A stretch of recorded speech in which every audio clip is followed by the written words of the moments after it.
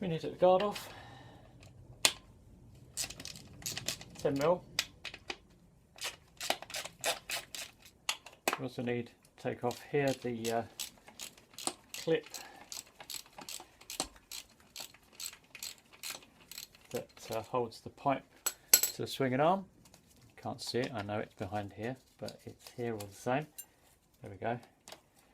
So that we can move the pipe, and we need 12mm just to crack off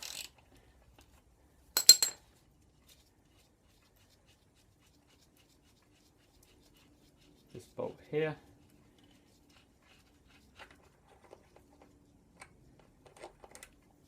There we go.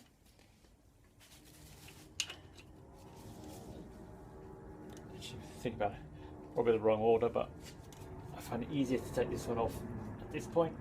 It's a little bit tight. So we've got a caliper mounting box which bolts to the plate that bolts it to the swinging arm, which is adjustable so that you can actually adjust the chain tension.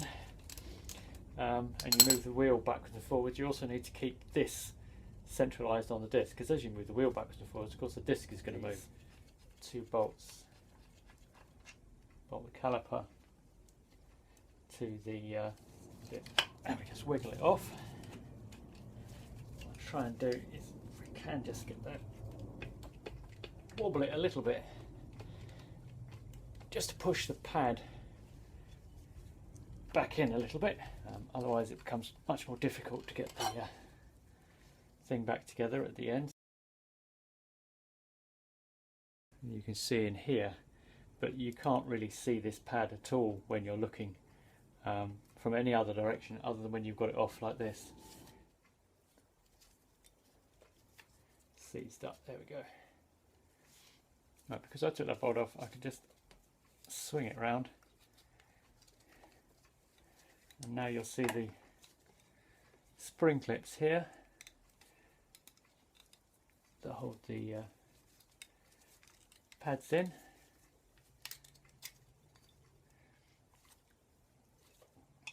Now, try not to hang that from the cable too much. The pad that goes against the disc has got a metal plate on the back of it.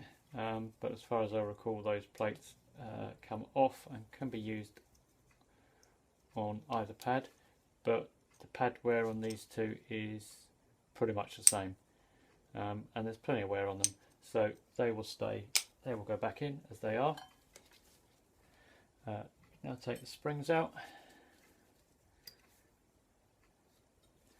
and we can have a look at the actual piston itself.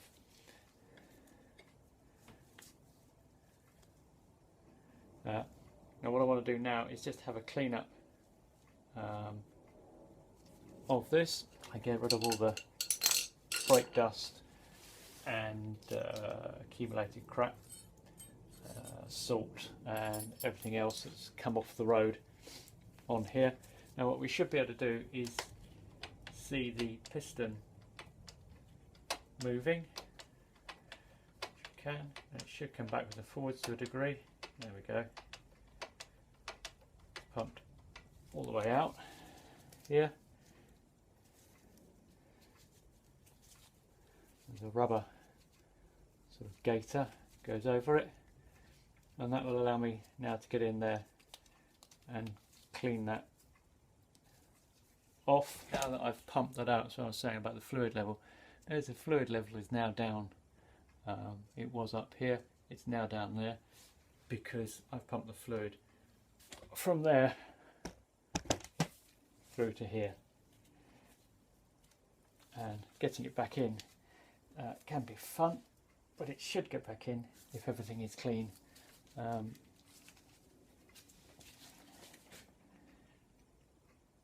Sometimes you just need very strong fingers.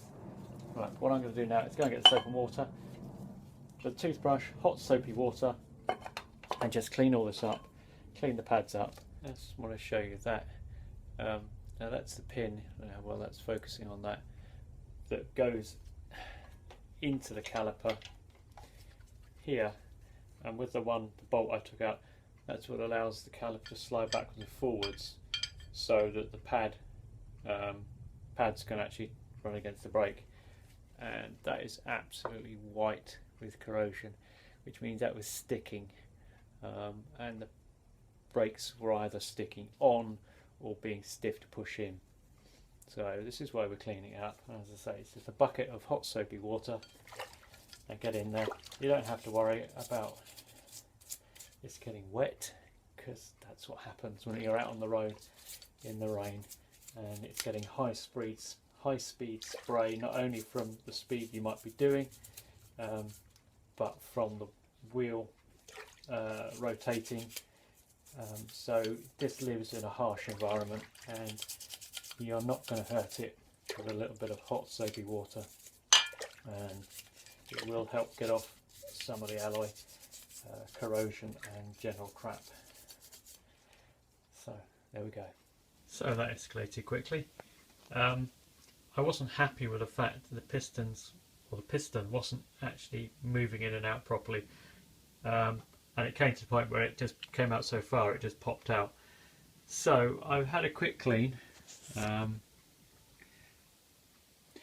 So I'm trying to calculate whether or not I need to replace the piston or not. I've given it a bit of a polish, but there is a definite scratch, a gouge up there, but I don't see anything, which this would focus, that would actually have caused that. It's got to be something really hard, that where the piston was moving in and out with something trapped in there. Yeah, as I say, I really can't imagine what it would have been. Now the question is, does that scratch come far enough up that it's going to go across the seal? And I think the answer is almost certainly, but need to see what the movement is. So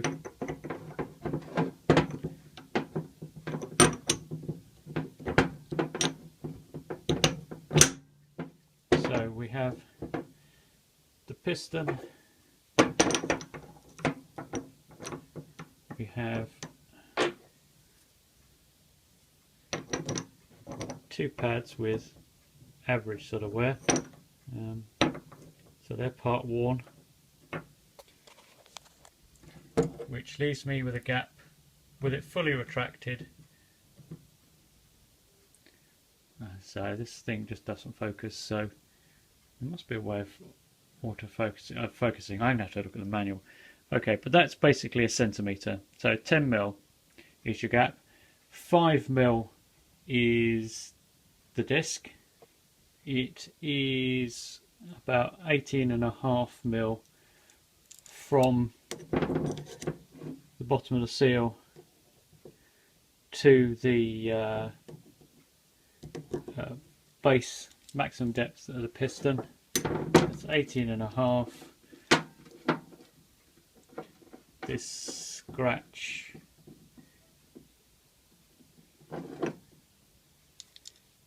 scratch was, what did we say, centimetre?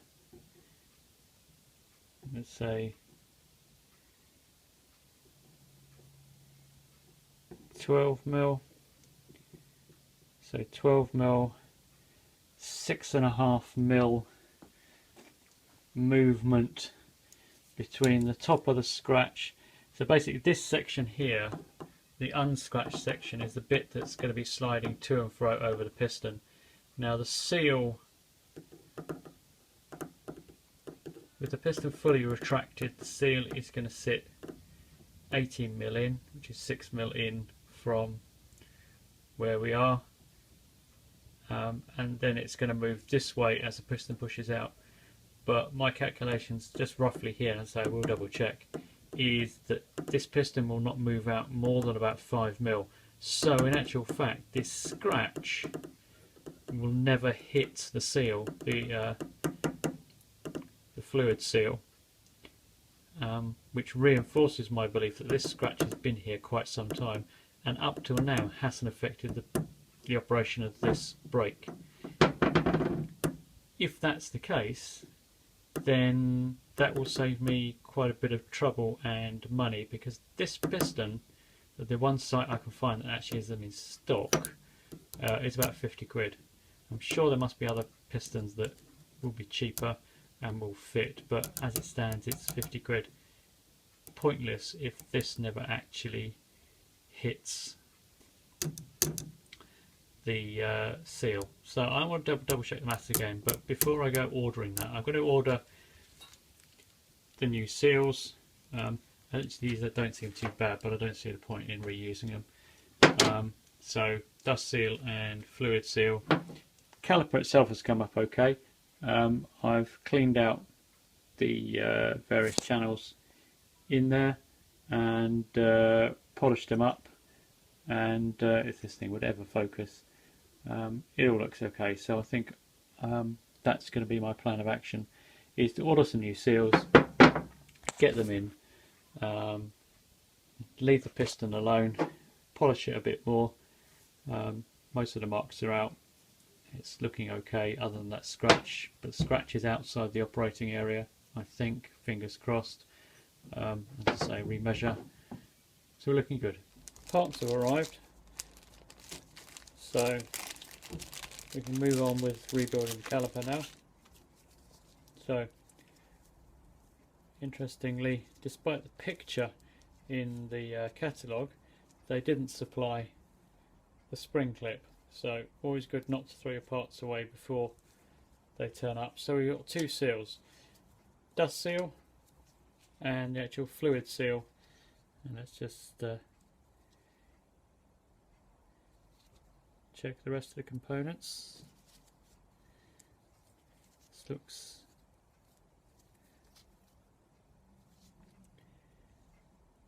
different.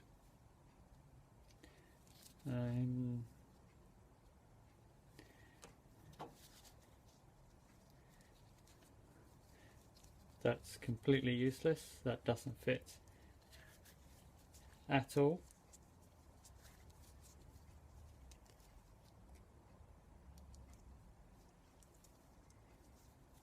So that's a waste of time.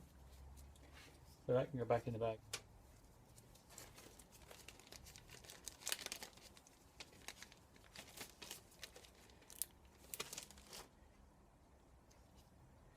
This seal has a square section, so it doesn't matter which way around it goes. So we can just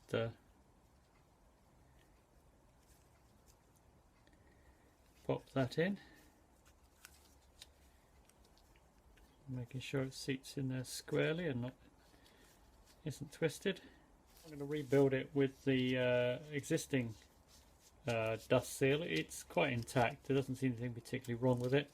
And I'll have to send these back and get them to send me out the right parts. Right, so this one goes in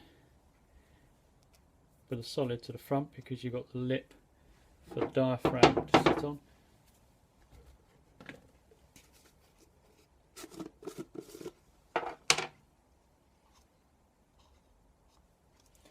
Now we've got just a very light smear of grease just to help this slide over the or slide through the seals.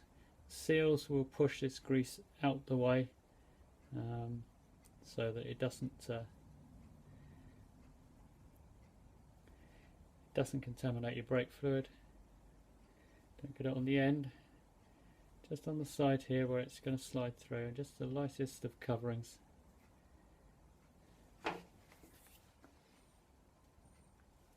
So with this piston lightly greased,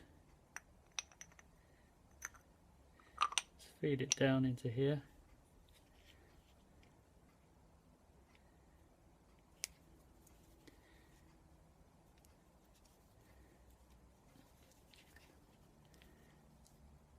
Just feed it past the seals gently, because we've got airflow at the back, there's no pressure holding it front.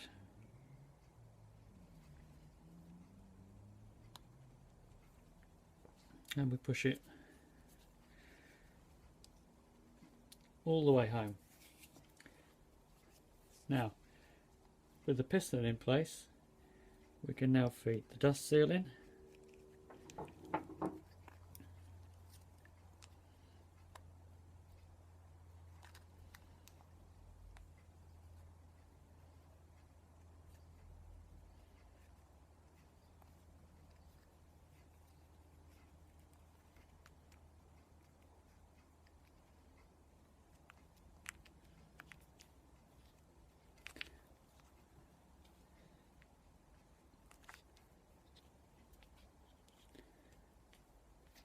Trick is to make sure it's not caught on the diaphragm.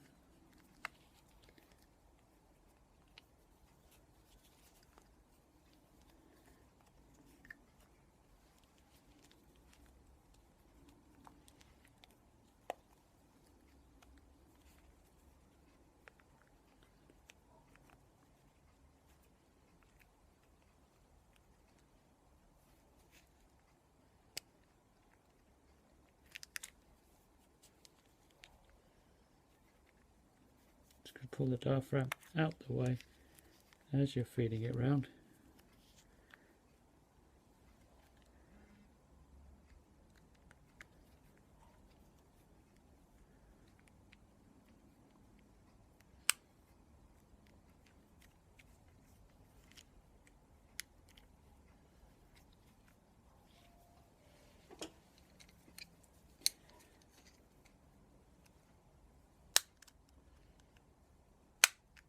And just make sure that it's sitting down in its groove.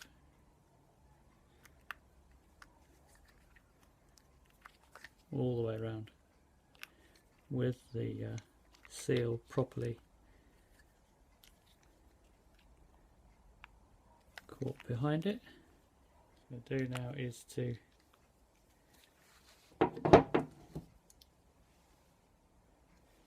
just put the bleed screw back in.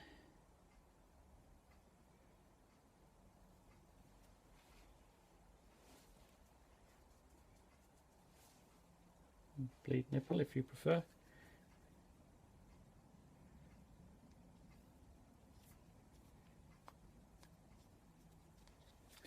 Okay, piston slides in and out quite smoothly now.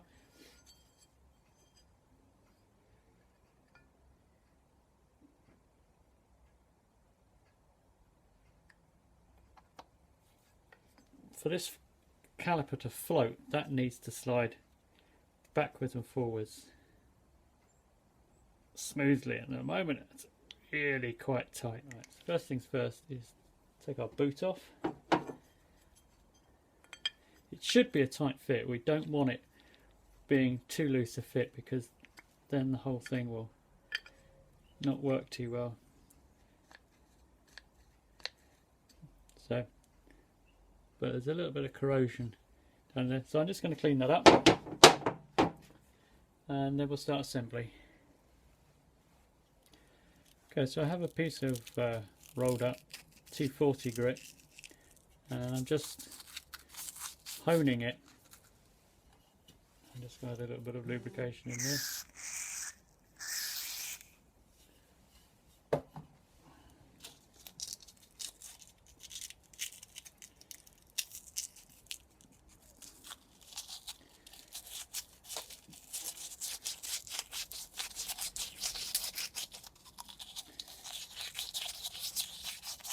So we're not trying to enlarge it, we're just trying to remove the corrosion that's on the walls there. Same with this.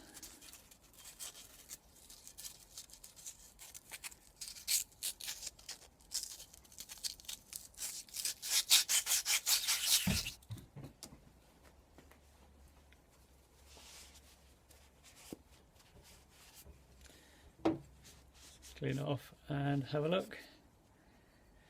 Now this one's currently freed. I need to lubricate it. This one, the way it works is you've got a bolt through here, and this bolt locks down tightly. What you've got in here, it locks against, is a metal sleeve, and that metal sleeve sits inside. There's a rubber house, a diaphragm, whatever you want to call it, that sits here, and I don't know if you can really see, but there's a groove here, a lip in which that rubber diaphragm sits. And what should happen, if I just take this apart, is that this sleeve will slide backwards and forwards. So although that's locked, because it's a metal to metal, so you've got this tight, and this face of this sleeve sits tight against here, so that's completely locked together. But the sleeve itself will move, or the caliper will move on the sleeve, but it's quite tight in there. It's a lot looser than it was. It's freed off, and if I push this sleeve out, slightly greased, that's not too bad, and it all looks good in there. But if I take this out, what we find is that there's corrosion inside here, and that will have expanded or made the hole smaller, which means this is pressing in tighter on here, and that's going to be making it harder to slide backwards and forwards. So I'm just going to clean this out, just get rid of some of that corrosion. It's bubbled up underneath the paint, and clean it off here, and just see if we can get that to slide just a little bit easier. The easier it slides, the more effectively the brake will brake. I was cleaned out. It was a little bit still a little bit stiff. I've lubricated the sleeve now, and now it moves backwards and forwards. It's still got tension on it, which it should have because it's sitting inside a rubber sleeve, but it now moves reasonably freely. Yeah, so that's now got, there we go. So that's how it should work.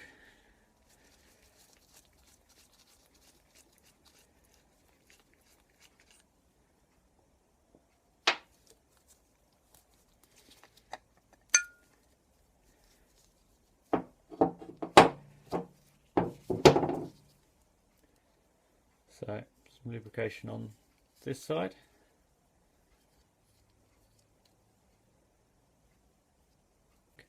So the springs sit on the actual bracket.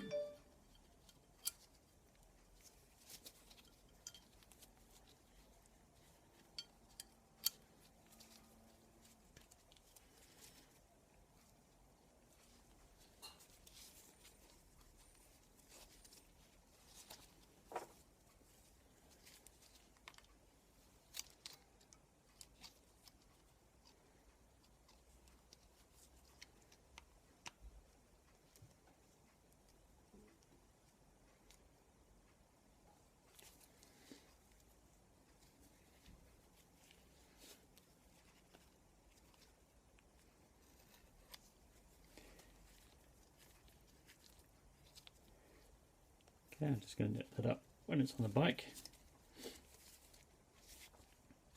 So caliper's reassembled now. Caliper fits onto the disc. Just wiggle it a little bit into place.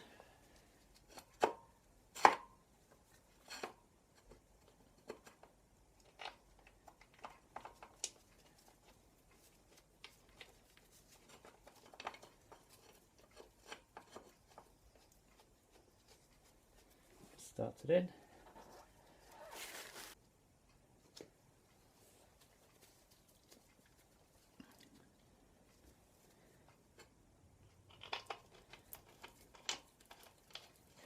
Just going to nip these up.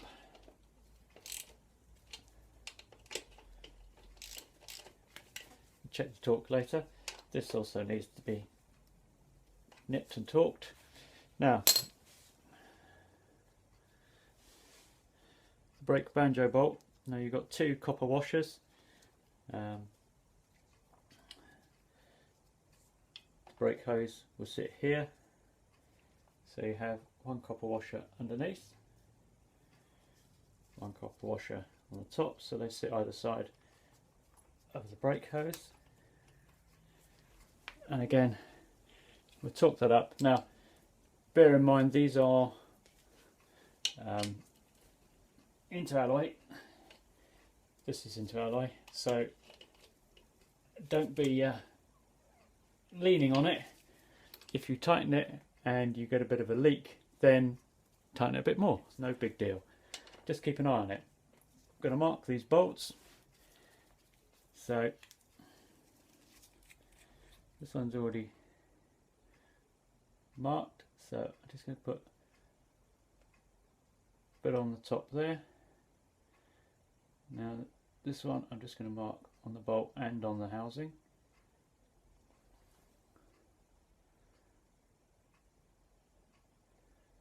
Now you can mark your banjo as well if you want. So we can reclip the hose back into position. And it's a little bolt. Don't lean on it.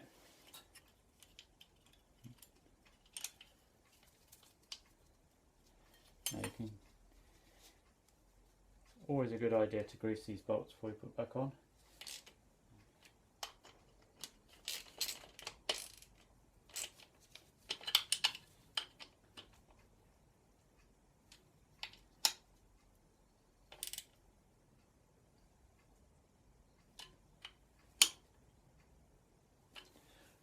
Job done.